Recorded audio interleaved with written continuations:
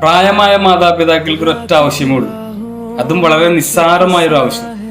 അവർക്ക് വേണ്ടത് വിലപിടിപ്പുള്ള വസ്ത്രങ്ങളോ നല്ല രുചിയുള്ള ഭക്ഷണമൊന്നല്ല. എന്തിന്, ചെലവ് കൂടിയ ചികിത്സ പോലും അവർ ആഗ്രഹിക്കുന്നില്ല. അവരുടെ ഏക ആവശ്യം എന്ന് പറയുന്നത് സ്വന്തം മക്കളുടെ സാമീപ്യവും സ്നേഹവുമാണ്. അതുപോലും കൊടുക്കാൻ കഴിയാത്ത എത്ര ആളുകളുണ്ട്. ഇനി അതിന് എന്ത് കാര്യം പറഞ്ഞാലും, എന്ത് കാരണങ്ങൾ പറഞ്ഞാലും ആ വിടവിനെ ന്യായീകരിക്കാൻ ഒരിക്കലും പറ്റില്ല. നമ്മുടെ മാതാപിതാക്കളോട് സ്നേഹം പ്രകടിപ്പിക്കാൻ അവർ മണ്ണടിയുന്നതിന് എന്തിനാണ് നമ്മൾ കാത്തിരിക്കുന്നത്? ജീവന്റെ തുടിപ്പുള്ളപ്പോൾ നമ്മൾക്ക് നൽകാൻ കഴിയാത്ത ഒരു നോക്കും ഒരു വാക്കും അവർ പോയി കഴിഞ്ഞതിന് ശേഷം നമ്മൾക്ക് അനുഭവപ്പെടുന്ന സങ്കടത്തെക്കാൾ അവരുടെ പേരിൽ നൽകുന്ന ഭക്ഷണത്തെക്കാളൊക്കെ എത്ര വിലപ്പെട്ടതാണ്.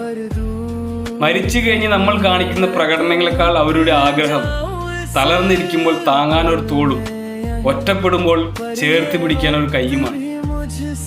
അതുകൊണ്ട് നാളെയെ കുറിച്ച് ഓർത്ത് സങ്കടപ്പെട്ടിരിക്കാതെ ഓരോ ദിവസവും കുറച്ച് സമയം അവർക്ക് വേണ്ടി മാറ്റിവെക്കുക. അവരുടെ കണ്ണുകളിലേക്ക് നോക്കുക. അവർക്ക് വിശക്കുമ്പോൾ ആഹാരം നൽകുക.